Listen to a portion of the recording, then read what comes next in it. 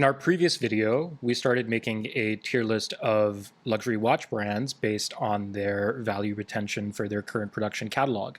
We were only able to get through 6 of the 10 brands that we wanted to cover, and so this, part 2, covers the remaining 4 brands. In the previous video, we ranked A. Lange & Söhne, Audemars Piguet, Cartier, Grand Seiko, Omega, and IWC. And now in this video, we're going to go through and look at, in detail, the current production catalogs for Rolex, Patek Philippe, Vacheron Constantin, and Tudor. As always, all the numbers in this video come from WatchCharts.com.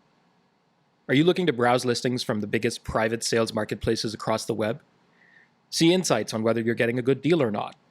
Manage your collection and track its value over time? You can do all this and more on WatchCharts.com, the world's most powerful watch market research platform. We'll provide you with the most accurate prices for the watches you can't stop thinking about. Dive into the data yourself at WatchCharts.com. And now, the rest of the list. We finally get to the second of the big 3 on the secondary market. In this case, Patek Philippe, which is almost 50% in terms of value retention above retail. The average retail price gives away that this is a brand making luxury watches through and through, and that they are making very few of them, and that they remain fundamentally desired to a large degree because of those considerations. The average retail price is $72,600, and the average market price is $82,800 for their current production catalog, for which we do have market data. That's down 15% over the last year, but up almost 170% over the last 5 years. With a value retention of plus 49.5%, this firmly plants Patek Philippe in the S tier. However, its reputation as a watchmaker of repute does not have anything to do with the market performance of its watches when broken down by collection, because some of its most complicated watches and its most refined dress watches tend to be the ones in the Calatrava and the Complications collections that trade below retail. It is the far more hyped sports model collections, the Aquanaut and the Nautilus, that trade well above retail, and therefore end up resulting in the brand as a whole trading above retail when we look at the overall number. This is why it's much more interesting to show you the drill down when the contrast between some collections and others within the same brand is so stark. If we were to just look at a breakdown of all of these watches, again, to show you the same sort of breakdown that we showed you for AP earlier on, this is how many of their watches trade above and below retail and at what premium or discount. And the most remarkable thing to me that this breakdown illustrates is that more of Patek's catalog, current production catalog, trades below retail than does above it, even though that portion of the catalog is incredibly hyped and in some cases is worth more than 2x retail. And so that's why you see a delta to retail of over 100%, and in the most extreme case, 150% almost.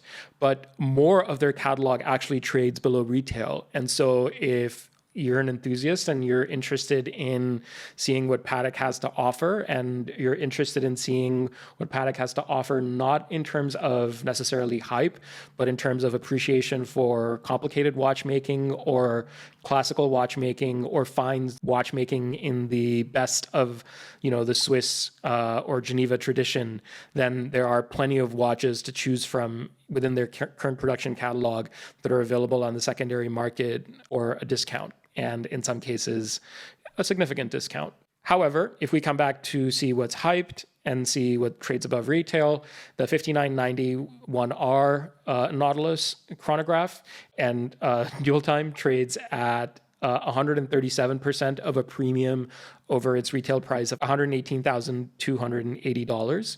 The reference 5164A, which is also a watch that has a dual time complication without the chronograph, like the Nautilus, has a retail price of $42,580 and trades almost 70% above that.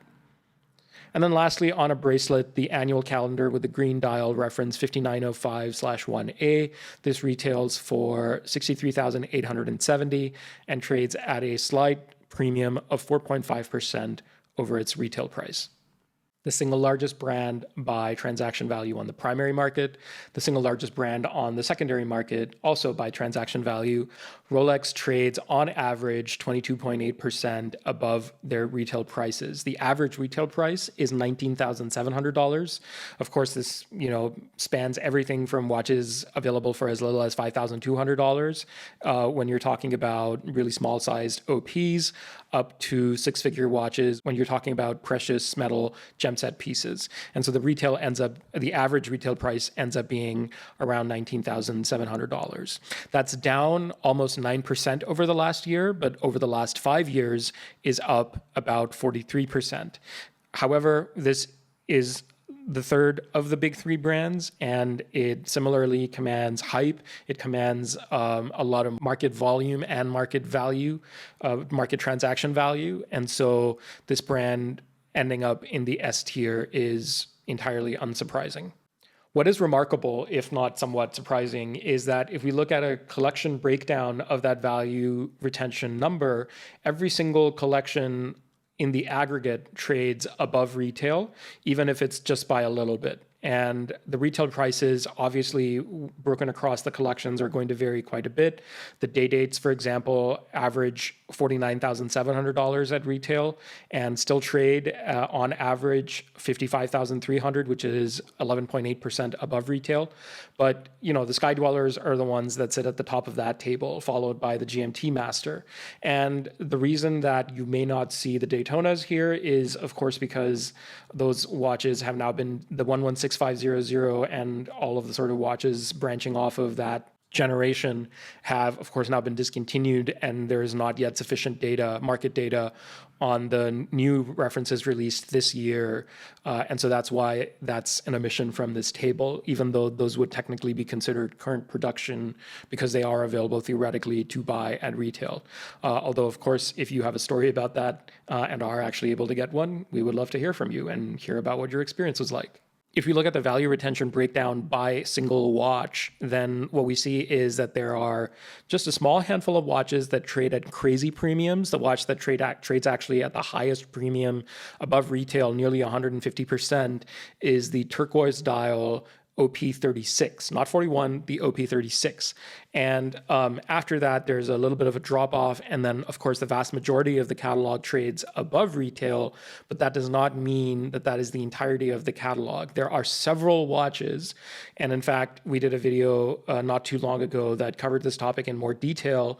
And at that time, there were over 70 watches from Rolex's current production catalog that were trading below retail. And I'm sure that number has changed since then because there's been, market movements, obviously, since we produced that video. But if you're interested in seeing what some of those watches are, we've covered that in more detail.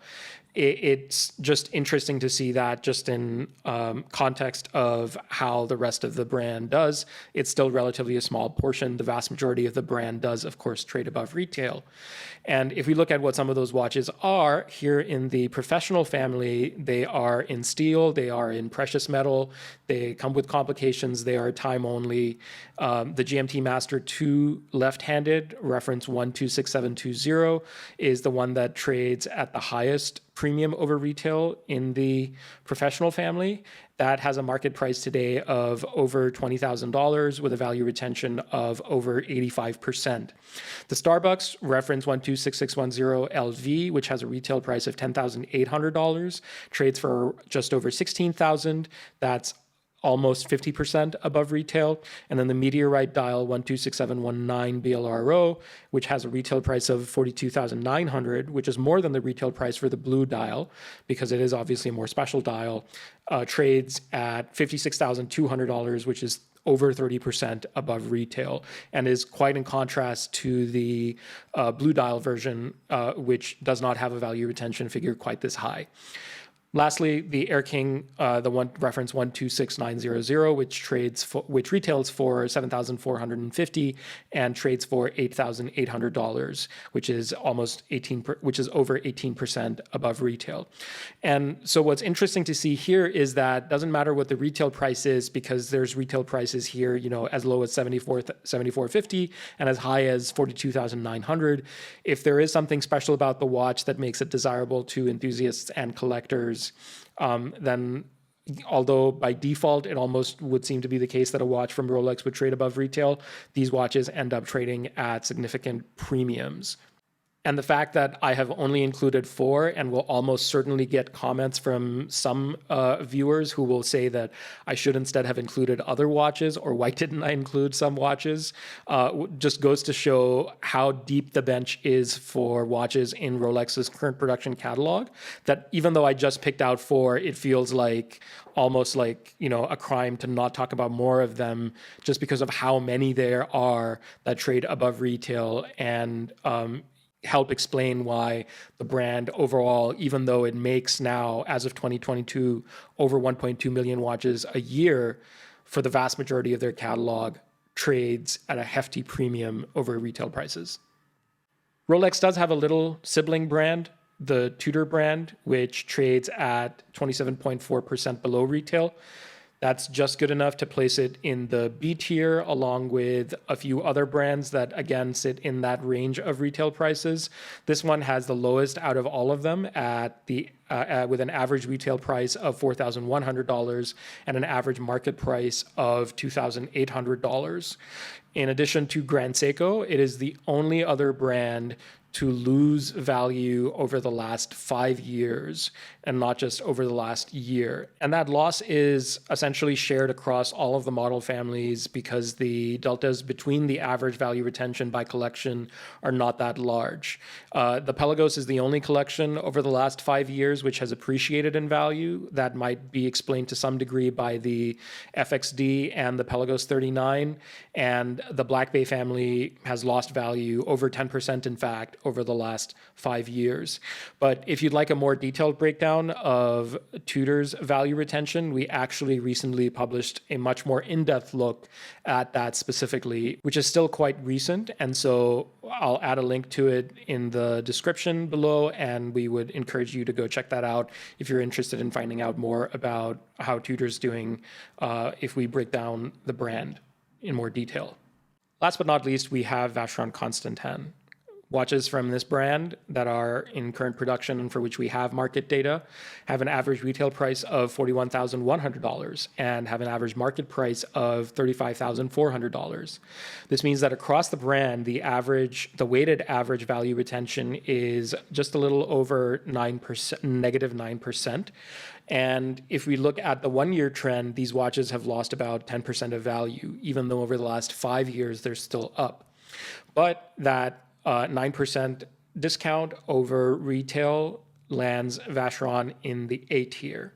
And if we look at a breakdown of their value retention by collection, quite a stark picture emerges because the overseas is essentially flat relative to retail, whereas the 56 and all other watches by Vacheron tend to trade at a significant discount over retail.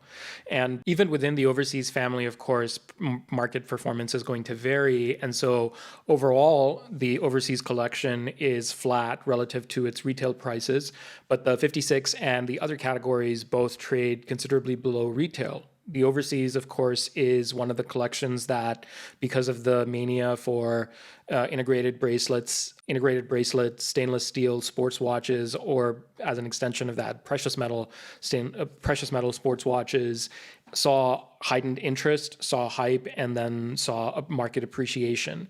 And over the last year, of course, we've seen somewhat of a reversal of that trend.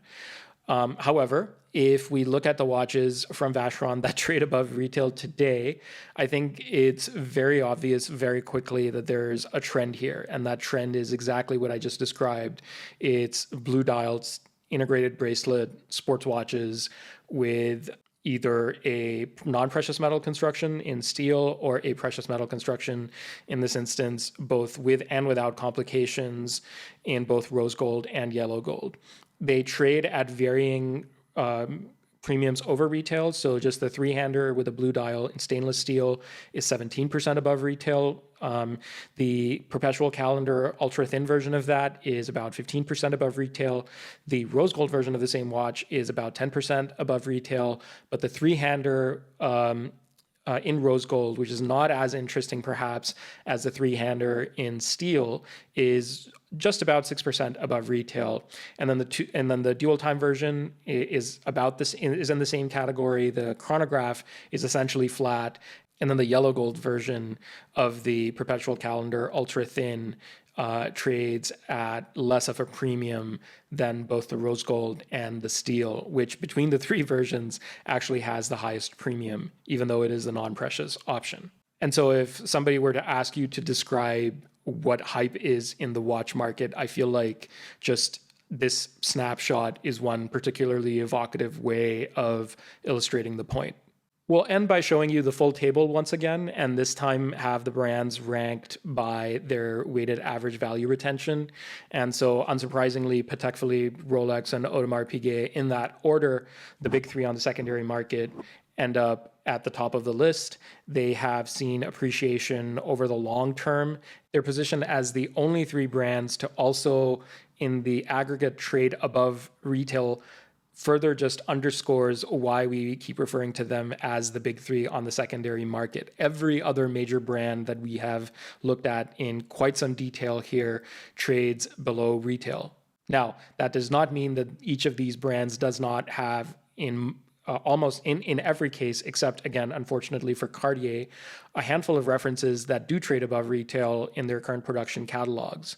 But those watches are either special limited editions, as was the case for Grand Seiko, as we saw, or limited production like some of the Omega Speedmasters. But again, this was just a list of 10 brands. There are some others that we could have talked about. If there are any other brands that you would like to see similarly ranked by value retention in maybe a future version of this sort of video, let us know in the comments below. Thanks for watching.